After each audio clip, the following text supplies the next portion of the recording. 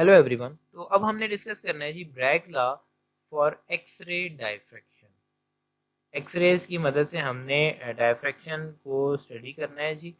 और इसमें Bragg law का क्या रोल है और ये हमें क्या बताता है, ये अभी हमने सारी चीज़ें डिस्कस करनी है।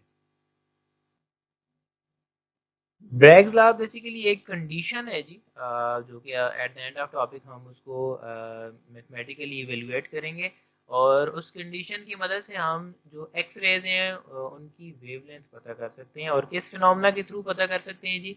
डायफ्रैक्शन का हमने फिनोमेना यहाँ पर स्टडी करना है और डायफ्रैक्शन थ्रू क्रिस्टल हमने स्टडी करनी है।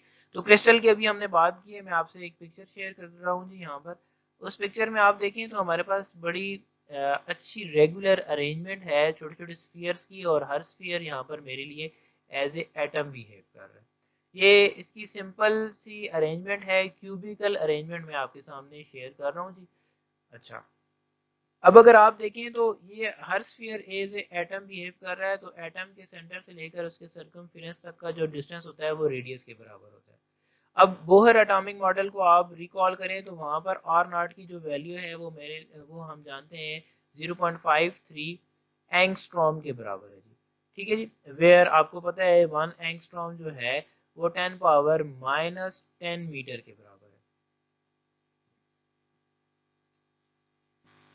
अब अगर इसी तरह आप देखें ये जो सेकंड एटम होगा इसका डिस्टेंस भी यहाँ पर आर नॉट के बराबर होगा। अगर मैं इन दो एटम्स के दरमियान का डिस्टेंस देखूं, अच्छा एटम्स की बात मैं कर रहा हूँ तो हम जानते हैं ना ये जो सेंटर में हमारे पास न्यूक्लियस होगा which is the most dense part of the atom. अब दो न्यूक्लियाई के दरमियान जो डिस्टेंस है वो हमारे लिए 2r के बराबर हो जाएगा जी। ठीक है जी, यहाँ तक आर नॉट हो गया और यहाँ तक भी आर नॉट हो गया, तो r naught plus r naught 2r, हमारे पास 2r नॉट भी लिख सकते हैं हम। तो अगर मैं इसको 2 से मल्टीप्लाई कर दूं तो 2 मल्टीप्लाइड बाई 0.5, तो हमारे पास ये हो जाएगा 2 मल्टीप्लाइड बाई 0.5 एंगस्ट्रॉम। तो 0.5 यानी कि 1/2 मल्टीप्लाइड बाई 2 मल्टीप्लाइड बाई 1/2 कर रहे हैं ना जी हम। तो ये एंगस्ट्रॉम हो गया। तो ये 1 एंगस्ट्रॉम के बराबर हमारे पास डिस्टेंस आ गया। यानी कि आपने जो इंटरप्लेनर स्पेसिंग डिस्कस करनी है, देखें यहाँ पर हमने डेफिनेशन में कहा है ना कि हमने डायफ्रैक्शन को स्टडी करना है थ्रू क्रिस्टल। तो डायफ्रैक्शन के लिए ज़रूरी है ना कि जो हमें स्लिट डिस्टेंस प्रोवाइड किया गया है उस पे हम वो वाली रेडिएशन फॉल कराएं जो उस जिनकी वेवलेंथ जो है वो comparable to the slit distance हो। तो अगर विजिबल लाइट को हम उसकी वेवलेंथ को रिकॉल करें तो विजिबल लाइट की जो वेवलेंथ है वो अप्रोक्सीमेटली 10⁻⁹ मीटर के बराबर होती है। तो वो तो यहाँ पर एप्लीकेबल नहीं है। उसकी मदद से हम interplanar spacing of the crystal of specific structure को स्टडी नहीं कर सकते। तो हमें क्या चाहिए? देखें यहाँ पर इंटरप्लेनर स्पेसिंग क्या है, ये जो स्पेसिंग है फ्रॉम सेंटर टू सेंटर ये अप्रोक्सीमेटली 10⁻⁻10 मीटर के बराबर है। तो हमें ऐसी वेवलेंथ चाहिए ना जी जो कि 10⁻⁻10 मीटर वाली हो।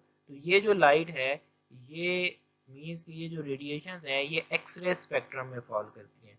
इसलिए हम क्रिस्टल को स्टडी करने के लिए एक्स रेज यूज करते हैं, ताकि बिकॉज उनकी जो वेवलेंथ है वो कंपेरेबल है टू द इंटरप्लेनर स्पेसिंग। तो इसलिए मैंने आपसे ये शेयर किया ताकि आपको थोड़ा इसका फील आ जाए कि हम एक्स रेज को क्यों यूज करते हैं, विजिबल लाइट को क्यों नहीं यूज करते for studying the internal structure of the crystals. अब इसी चीज को हम थोड़ा मैग्नीफाई करके देखते हैं। मीन्स के मैग्नीफाई इन सेंस कि मैंने उस टाइम तो आपको जो स्फीयर्स दिखाए हैं वो बिल्कुल एडजेसेंट थे ना साथ साथ। अब क्या करते हैं कि उनको थोड़ा सा इस सेंस में देखते हैं कि हमारे पास हर दो कंसेक्यूटिव एटम्स के दरमियान जो डिस्टेंस है जो कि अभी मैं कह रहा था 1 एंगस्ट्रॉम के बराबर होगा, वो ये वाला हर दो प्लेन्स के दरमियान डिस्टेंस है जी।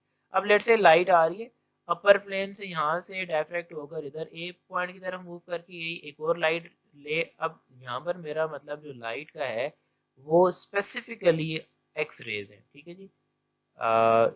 ठीक है, अगर मैं लाइट कह भी रहा हूँ तो आपने उसको एक्सरे ही समझना है। एक्सरे हमें पता है विजिबल नहीं है, तो बस आपने यही अपने माइंड में रखना है कि मैं यहाँ पर एक्सरेज की बात कर रहा हूँ।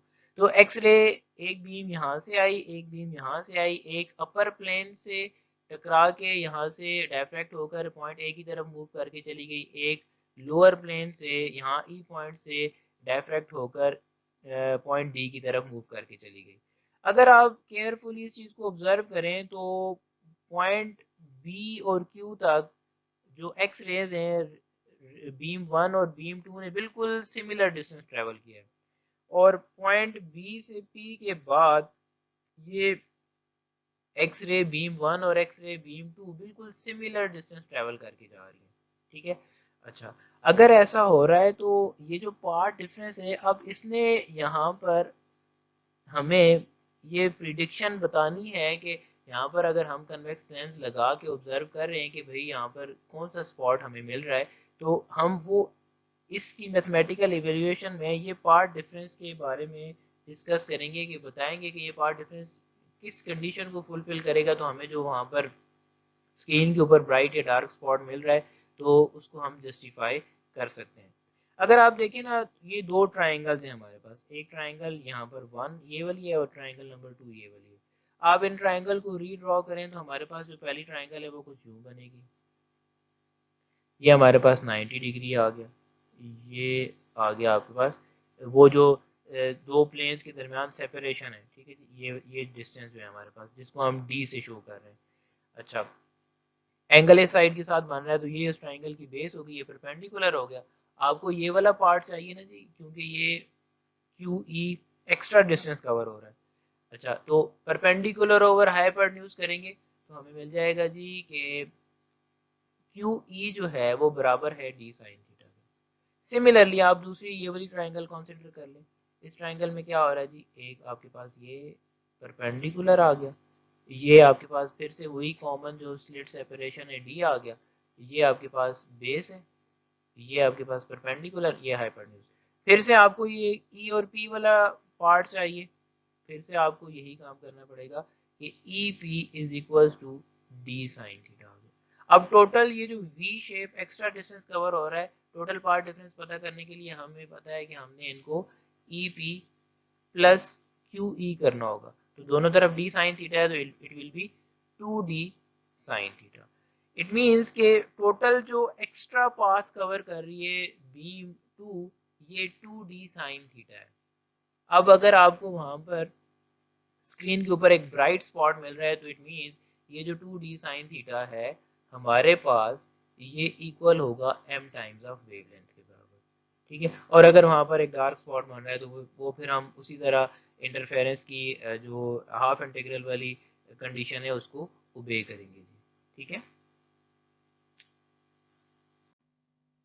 अब इसी सारी चीज को एक बार फिर से जल्दी से हम कंक्लूड कर लेते हैं। हमारे पास दो प्लेन्स हैं जी, हम दो प्लेन्स के ऊपर इन एक्सरे बीम्स को फॉल करा रहे हैं, वो अपर प्लेन और लोअर प्लेन से डायफ्रैक्ट होकर वापस जा रही हैं।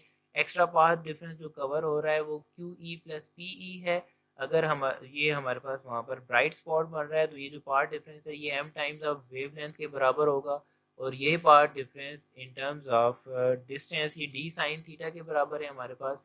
और दोनों को जब ऐड करेंगे means b q e plus p e करेंगे तो two times of d sine theta हो जाएगा। जब इन दोनों इक्वेशंस को हम कंपेयर करेंगे एम लेमडा और D sine two D sine theta वाली, तो हमें मिलेगा two D sine theta is equal to M lambda. अब हमने शुरू में कहा था कि हम इस लॉ की मदद से ये जो एक्स रेज की वेवलेंथ है ये भी पता कर सकते हैं अगर हमें बाकी चीज़ें पता हो, और हम जो इंटरप्लेनर स्पेसिंग है ये भी पता कर सकते हैं अगर हमें वेवलेंथ पता हो तो ये हमारे लिए इसलिए हेल्पफुल है कि हम यहाँ पर क्रिस्टल को भी स्टडी करते वक्त क्रिस्टल की प्रॉपर्टीज और इंटरप्लेनर स्पेसिंग डिस्कस कर सकते हैं, और अगर हमें इंटरप्लेनर स्पेसिंग पहले से पता है तो हम एक्स रे की वेवलेंथ कैलकुलेट कर सकते हैं with high precision. So that was all about the Bragg's law regarding X-ray diffraction.